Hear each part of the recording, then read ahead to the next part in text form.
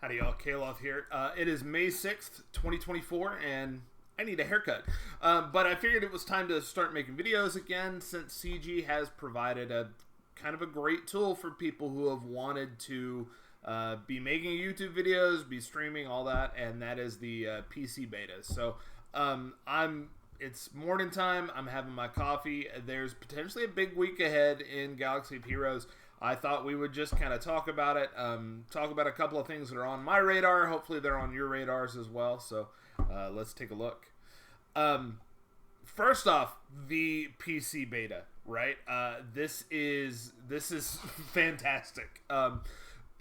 If you've wanted to play Galaxy of Heroes on PC up until this point, you've been playing on Bluestacks, the Android emulator, and Bluestacks, especially as further updates have come out, is kind of filled with a lot of bloat, and as any emulated process goes, is really inefficient with system resources. So even though there isn't really a whole lot that you have to pull to run an Android application, because you're running the entire Android operating system underneath that, plus you're running all the bloat that BlueStacks comes with.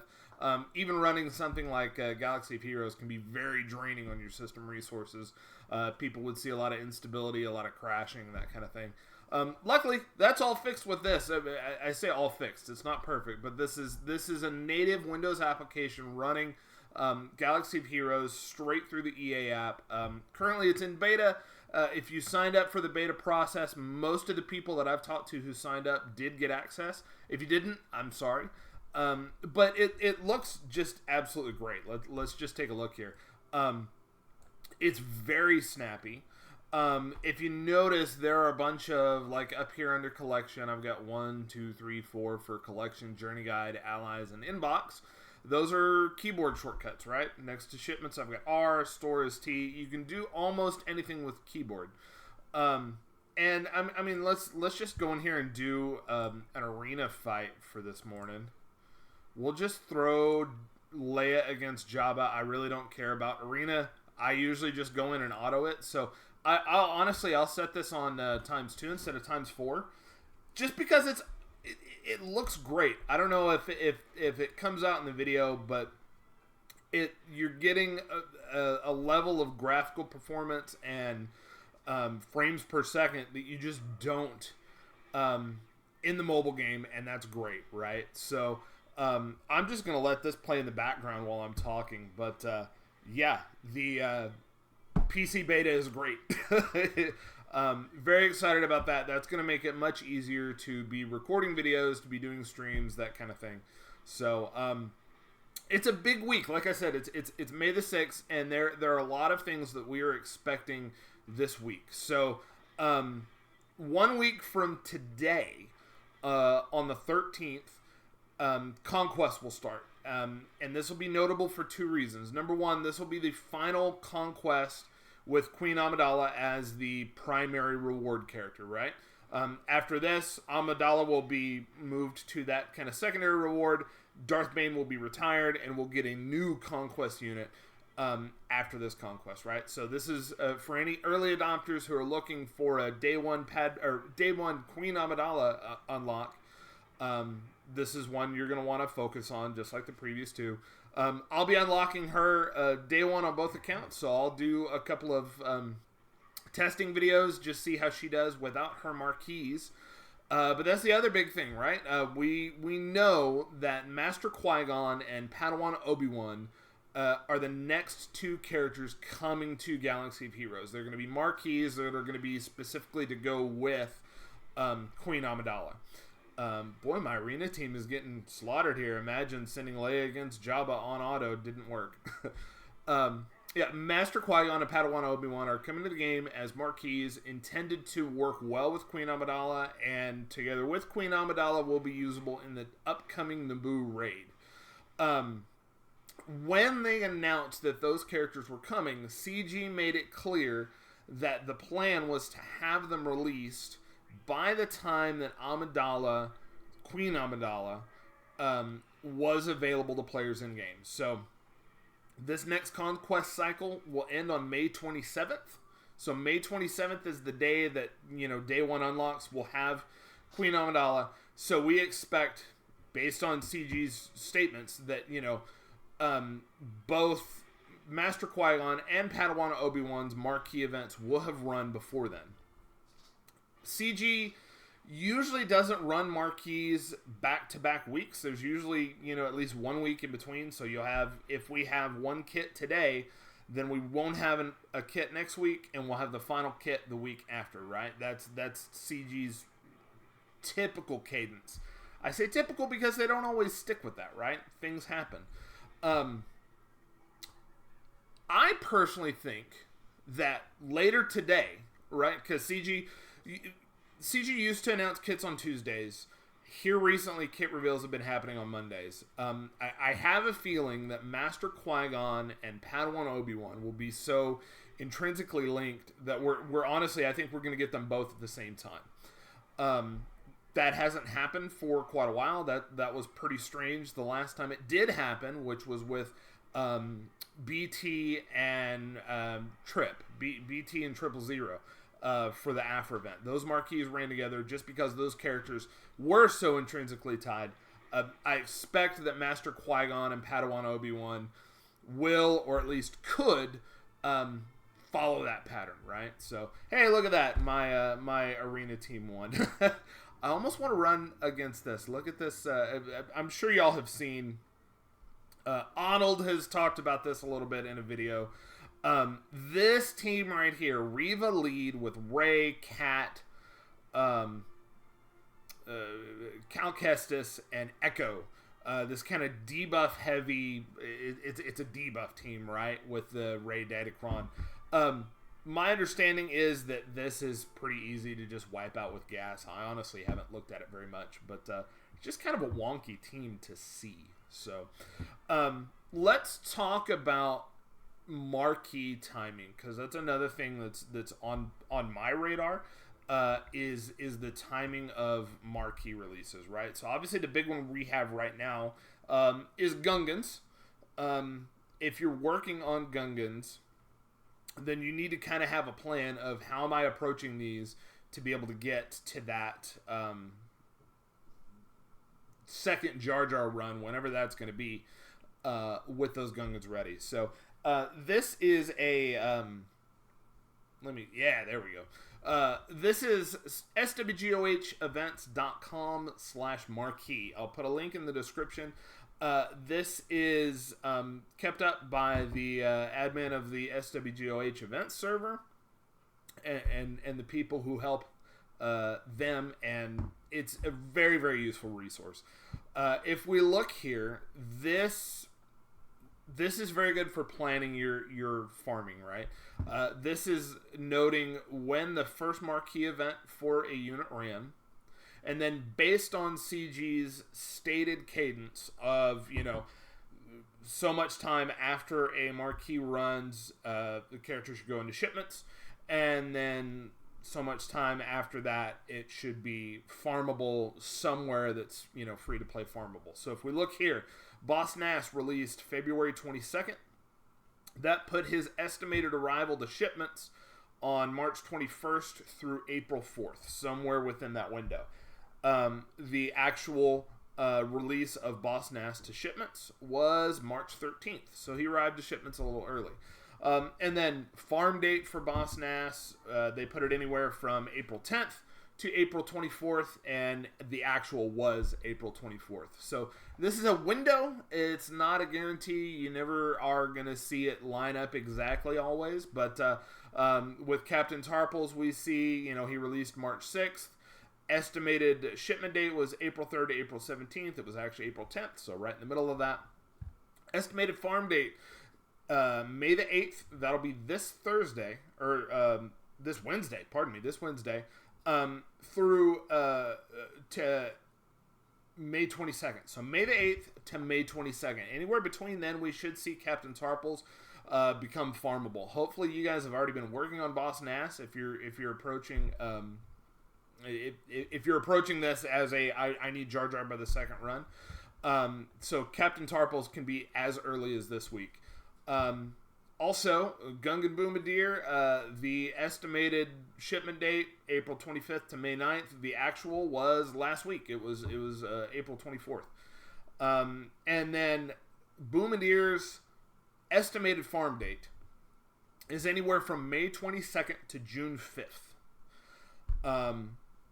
Gungan Phalanx is the last one. Shipment date is estimated anywhere from this week, May 9th, through May 23rd, with a farm date of June 6th through July 4th.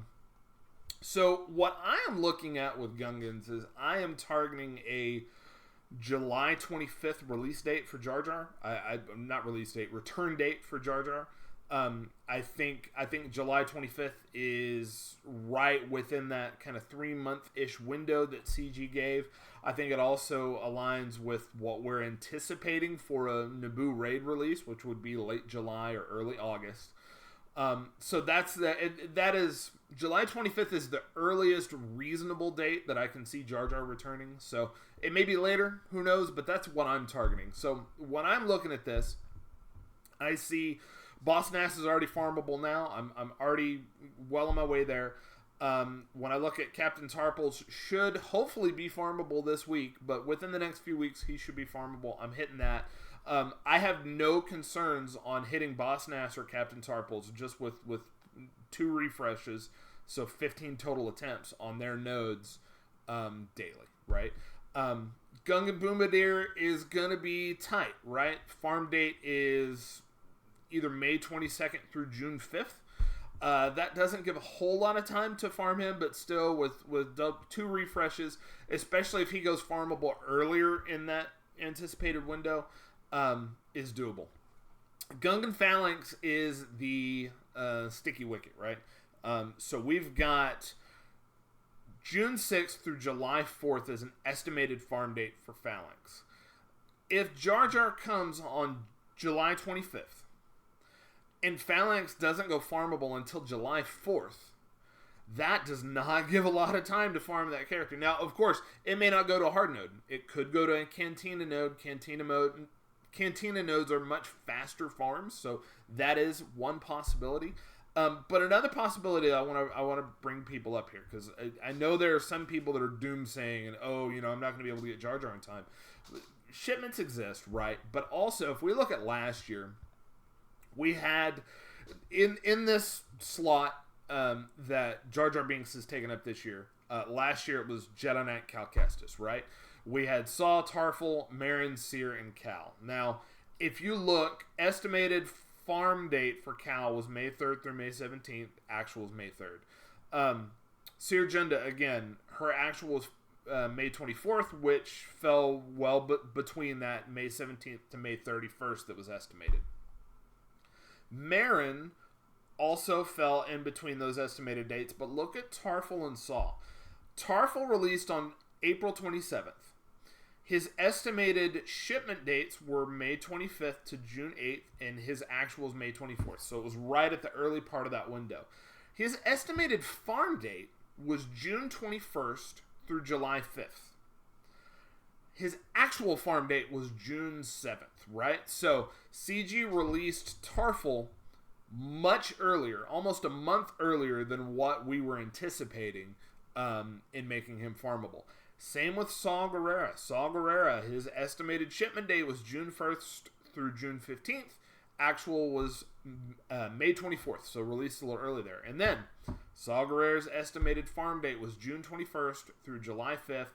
His actual farm date, just as with Tarful, was June 7th. So if you go back and look at other events that have released in a similar window, that's been kind of the similar timing. So don't hang your hat on this, but I do think it's very possible that we see Gungan Phalanx farmable earlier than later. So if you are going for Gungans, and I think most people would be well suited to doing so, they look like they're going to be very strong defensively across all game modes.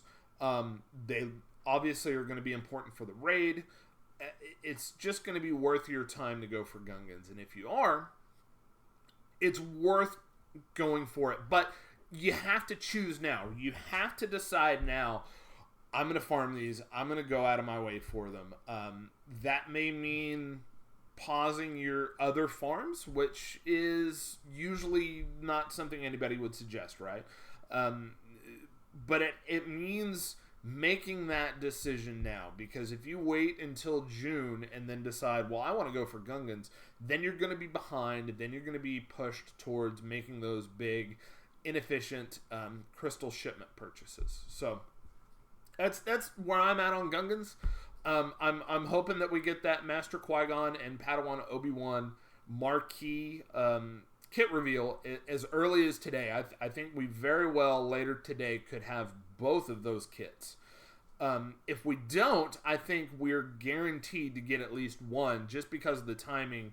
If they're not going to release together, if they're going to release separate, they've got to get one of them out the door this week, right? So I am expecting that this week. Also, the previous Datacron set with the Dark Side Level 3 Doubt Datacrons that everybody has either loved or hated or both. Those will be expiring at the end of this current GAC season. The next Conquest, which again starts a week from today, the next Conquest will release a new Datacron set, which means that will be in the update happening this Wednesday. So we will know what the next Datacron set will be. Good money on Gungans, good money on Galactic Republic with Jar Jar and with Queen Amidala coming. One of those two is undoubtedly going to be one of the featured factions. My money is on Gungans. I think Galactic Republic will wait until the next Datacron cycle. Also, there's some speculation around things like Night Sisters. Probably not Geonosians, because we've got a separatist Datacron now. Probably not Ewoks, because we had one fairly recently. But at least one of those factions to tie in with the fact that CG did just release these light speed bundles. I'm honestly expecting Gungans and Night Sisters in this next Datacron set. So we'll see where that goes. It's going to be a big month overall. We're going to be getting insight into what the next content cycle will be. Coming into Amidala's last conquest means that sooner rather than later, we're going to be getting an idea of what the next conquest unit is. Probably by early June, the first week of June or the last week of May, we should see that.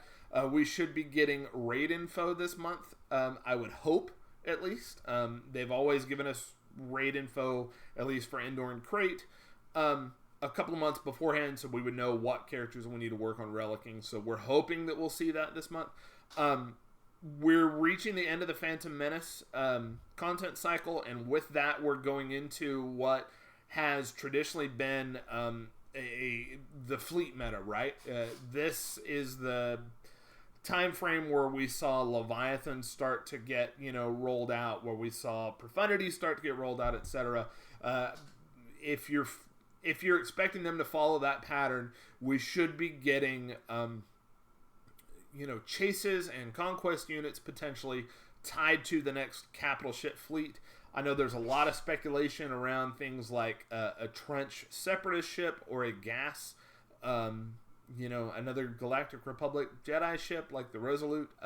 I personally, I think trench is on the table, but I'm honestly, if I had to put my money on it right now, I would say that we're going to be getting a generic Jedi capital ship with minor Old Republic synergy and a direct mirror to Leviathan, right? So something like the Endor Spire with Jedi Knight Revan as the fleet commander, even though he wasn't really the commander of the Endor Spire.